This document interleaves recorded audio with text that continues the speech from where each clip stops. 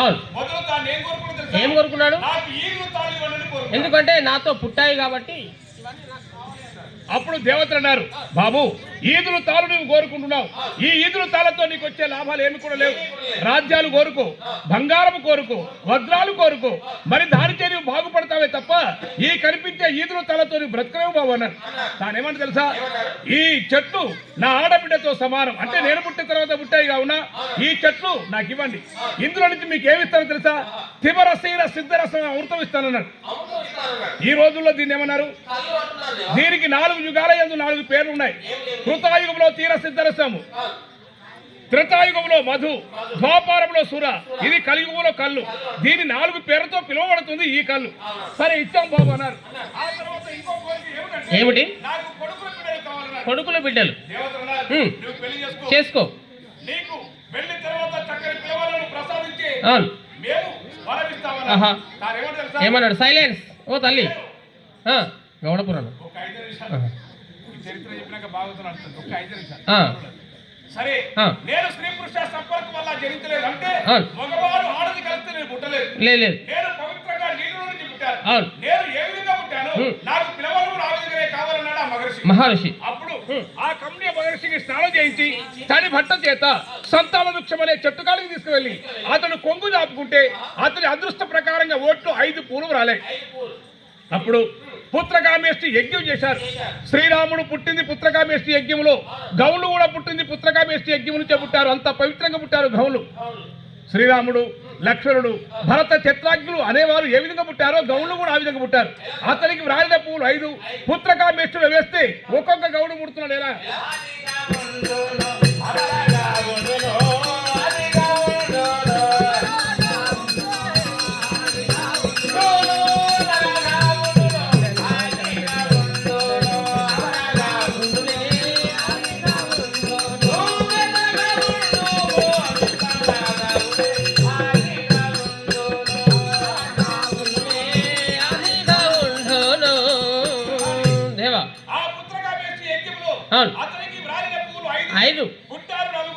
ఎవరెవరు?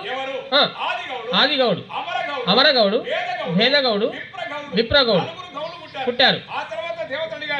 నీకు పుట్టారు 4 కొడుకులు, ఉంది ఒక పువ్వు, ఇందులో నుంచి ఒక ఆడపిల్లడా మగపిల్లవాడు కావాలా కోరుకోమన్నారు. అంటే తానేమంటే తెలుసా, ఎంతమంది మగపిల్లవాడిని కన్నా ఆడబిడ్డ అనేది ఉండాలి. ఎందుకంటే సొన్నాయి లగ్గము, ఆడపిల్ల లేని చావు ఒక సమానం. అందు గురించి నాకు ఒక ఆడపిల్ల కావాలి, మగపిల్లవాడు కావాలని కోరుకున్నాడు. ఒక్క పూలు శరీసగం పోసి పుత్రకామేష్టిలో వేస్తే కమల పిల్లలు ఎవరెవరు పుట్టారయ్యా?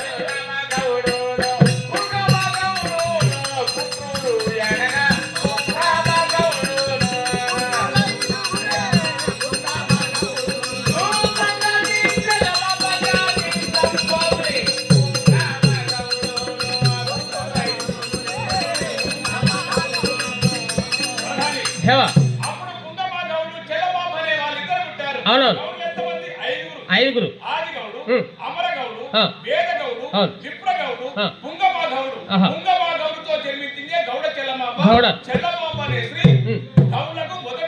మొదటి ఆడబిడ్డ. సరేవా? అవునవును. సరే, ఆ తర్వాత కళ్ళు కావాలని దేవతలు అడిగారు. ఆ రోజు నువ్వు ప్రగల్భాలు పలికావు మహర్షి, మరి తిమరసీర సిద్ధరసం అమృతం ఇస్తారన్నావు, మాకిప్పుడు ఇవ్వు అన్నారు ఆ దేవతలు. పుంగమ గౌడు లేచి అన్నాడు, దేవతలారా, ఈ క్షణంలోనే మీ ముందు నేను కళ్ళు పెడతాను.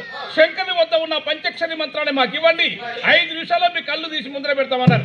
శంకరుని వద్ద ఉన్న పంచక్షరి మంత్రాన్ని పుంగమాగా నేర్చి ఆది వృక్షం, ఇప్పుడేమంటారు గైంజాలంటారు, ఆ రోజుల్లో ఏమన్నారు ఆది వృక్షం అన్నారు. ఆది వృక్షం కాడికి వెళ్ళి పంచక్షరి మంత్రాన్ని చదివి బొట్టె వేరితే మొదల వస్తే మొగులో ఉన్న కళ్ళు మొదటికి వచ్చింది. ఆ కళ్ళు ఎలా ఇస్తారు? ప్లాస్టిక్ డబ్బాలు, కుండలు, లొట్టెలు ఇవి లేవదేమో. అవును, అడ్డం పెట్టి.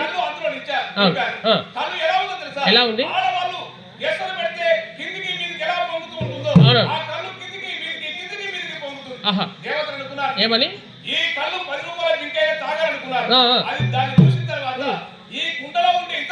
పొంగుతుంది ఖచ్చితంగా మీకు అని. వెళ్ళిపోతున్నారు. ఆ మధ్యలో నారద మహర్షి వచ్చి అయ్యయ్యో గౌళ్ళు పుట్టారు, వాళ్ళు కోరుకున్న ఈదులు తాళ్ళు. ఈ రోజుల్లో మరి దేవత తాగపోతే రానున్న యుగంలో మనుషులు తాగరు కదా. మరి అందుకొరకై ఓహో దేవతలారా ఈ కళ్ళు తాగే ఉపాయం చెప్తామని దేవతలందరూ గుర్తుపెట్టి ఆ కళ్ళు మధ్యలో పెట్టి దేవేంద్రుని పిలిపించి మేఘాలు గర్జించి వార చిరుకుల కళ్ళు కలిపి నీళ్లు కలపగానే అంతవరకు పొంగిన కళ్ళు పట్టణ బలిగి ముఖం చూస్తుంది. ఇక నేను తాగుతాంటే నేను తాగుతాంటే నేను తాగుతాంటే. అవును. ఎట్లా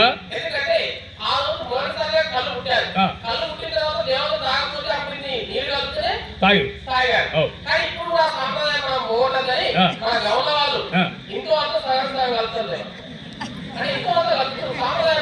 మంత్రి మాకు కళ్ళు లేక కాదు, ఎందుకంటే ఆ రోజుల్లో దేవతలు కలిపారు కాబట్టి మేము కూడా కలపాలి.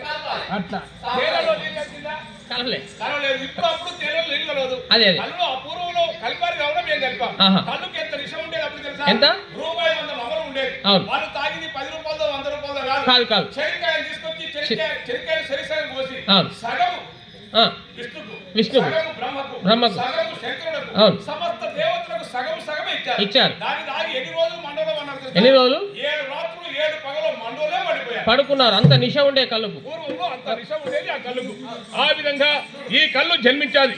ఈ కళ్ళు సంగతి ఇలా ఉండగా దేవతలు వచ్చేమనుకున్నారు, రాక్షసులు వచ్చేమనుకున్నారు మేము కళ్ళు తాగాలి.